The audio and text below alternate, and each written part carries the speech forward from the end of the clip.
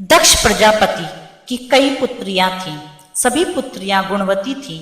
फिर भी दक्ष के मन में संतोष नहीं था।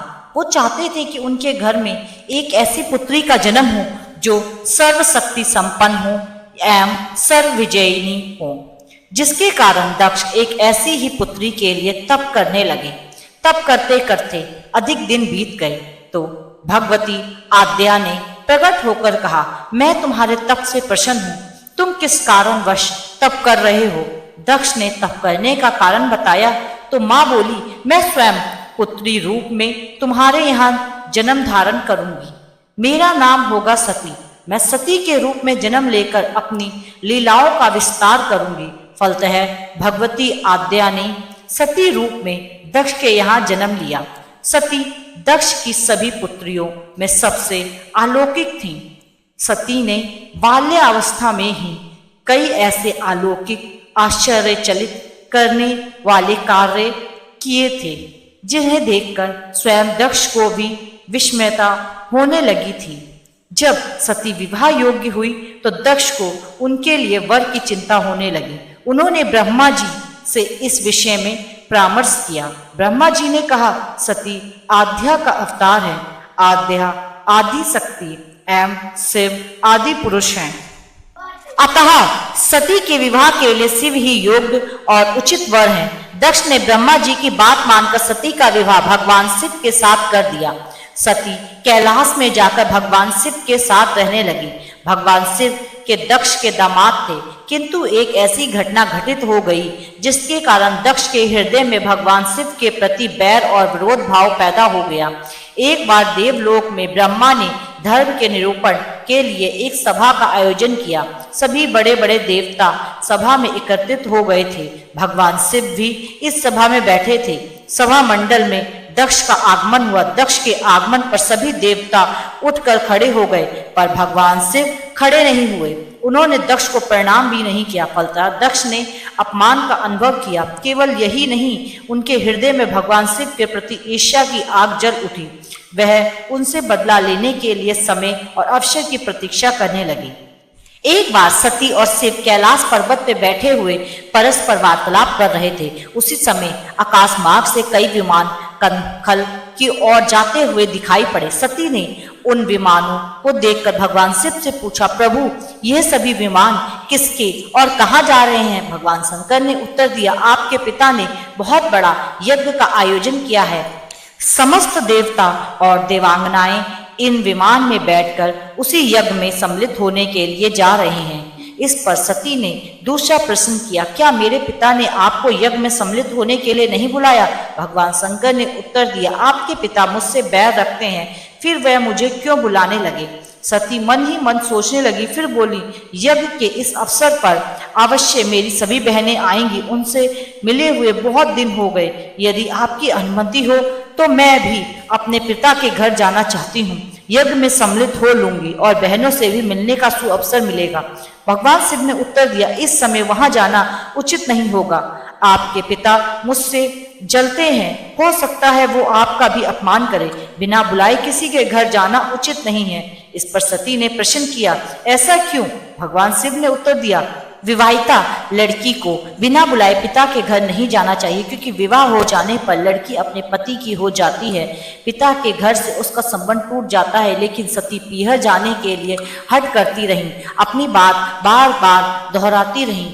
उनकी इच्छा देखकर भगवान शिव ने पीहर जाने की अनुमति दे दी। उनके साथ अपना एक गण भी साथ में भेज दिया। उस गण का नाम वीरभद्रा। सती वीरभद्र के साथ अपने पिता के घर गईं। घर में सती से किसी ने भी प्रेम पूर्वक वार्तालाप नहीं किया। दक्ष ने उन्हें देखकर कहा, तुम क्या यहाँ मेरा अपमान कराने आई हो?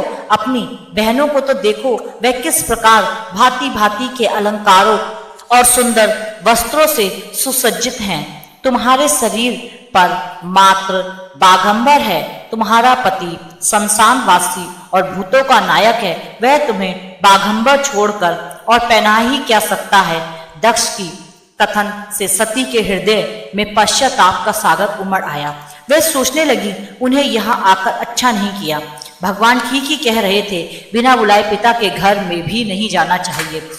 अब तो आ ही गई हूं। पिता के कटु और अपमानजनक शब्द सुनकर वो सती मौन रही। वह उस यज्ञ मंडल में गई जहां पर सभी देवता ऋषि मुनि बैठे थे तथा यज्ञ कुंड में धू धू करती जलती हुई अग्नि में आहुतियां डाली जा रही थी। सती ने यज्ञ मंडल में सभी देवताओं के तो भाग देखे किंतु भगवान शिव का भाग नहीं देखा। तो भगवान शिव का भाग ना देखकर अपने पिता से बोली गई, पितृ श्रेष्ठ यज्ञ में तो सबके भाग दिखाई पड़ रहे हैं किंतु कैलाशपति का भाग नहीं है, आपने उनका भाग क्यों नहीं रखा? दक्ष ने गर्व से उत्तर दिया, मैं तुम्हारे पति शिव को देवता नहीं समझता, वह तो भूतों का स्वामी है, नग्न रहने वाला और हड्डियों की माला धारण करने वाला।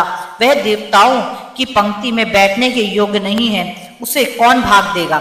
सती के नेत्र लाल हो उठे, उसकी भौहें कुटिल हो गईं और उनका मुखमंडल प्रलय के सूर्य की भांति तेजोदित हो उठा। उन्होंने पीड़ा से तिलमिलाते हुए कहा, ओह, मैं इन शब्दों को कैसे सुन रही हूँ? मुझे धिक्कार है, देवताओं तुम्हें भी धिक्कार है। तुम भी उन कैलाशपति के लिए इन शब्दों को कैसे सुन रहे हो जो मंगल के प्रतीक हैं और जो क्षण मात्र में संपूर्ण सृष्टि को नष्ट करने की शक्ति रखते हैं। वह मेरे स्वामी हैं। नारी के लिए उसका पति ही स्वर्ग होता है। जो नारी अपने पति के लिए अपमानजनक शब्द को सुनती है उसे नरक में जाना पड़ता है। पृथ्वी सुनो, आकाश सुनो, देवताओं तुम भी सुनो, मेरे पिता ने मेरे स्वामी का अपमान किया है। मैं अब एक क्षण भी जीवित रहना नहीं चाहती। सती अपने कथन को समाप्त करती हुई यज्ञ के कुंडन में कूद पड़ी। जलती हुई आहुतियों के साथ उसका शरीर भी जलने लगा। यज्ञ मंडप में खलबली पैदा हो गई, हाहाकार मच गया। देवता उठकर खड़े हो गए। वीरभद्र क्रोध में कांप उठे। वह उछल उछल कर यज्ञ का विध्वंस करने लगे। यज्ञ मंडल में भगदड़ मच गई। देवता और ऋषि मुनि भाग खड़े हुए। वीरभद्र ने देखते ही देखते दक्ष का मस्तक काट कर फेंक दिया। समाचार भगवान शिव के कानों में भी पड़ा। वह प्रचंड आंधी की भांति कनखल जा पहुंचे। सती के जले हुए शरीर को देखकर भगवान शिव ने अपने आप को भूल गए। सती के प्रेम और उनकी भक्ति ने शंकर के मन में व्याकुलता कर दिया। उन शंकर के मन में को व्याकुल कर दिया जिन्होंने काम पर भी विजय प्राप्त की थी, जो सारी सृष्टि को नष्ट करने की क्षमता रखते हैं। वह सती के प्रेम में खो गए और बेसुध हो गए। भगवान शिव ने उन्मत्त की भांति सती के जले हुए शरीर को कंधे पर रख लिया। वह सभी दिशाओं में भ्रमण करने लगे। शिव और सती के इस अलौकिक प्रेम को देखकर पृथ्वी कांप गई, हवा रुक गई, जल का प्रवाह ठहर गया और रुक गई देवताओं की सांसें। सृष्टि व्याकुल हो उठी। सृष्टि के प्राणी पुकारने लगे, पारिमम पारिमम। भयानक संकट उपस्थित देखकर सृष्टि के पालक भगवान विष्णु आगे बढ़े। वह भगवान शिव की बेसुधी में अपने चक्र से सती के एक एक अंग को काट कर गिराने लगे। धरती पर 51 स्थानों में सती का अंग कट कट कर गिरे। जब सती के सारे अंग कट कर गिर गए तो भगवान शिव पुनः अपने आप में आए। जब वो अपने आप में आए तो पुनः सृष्टि के सारे कार्य चलने लगे। धरती पर जिन 51 स्थानों पर सती के अंग कट कट कर गिरे वह स्थान आज शक्तिपीठ के नाम से जाने जाते हैं। आज भी उन स्थानों पर सती का पूजन होता है, उपासना होती है।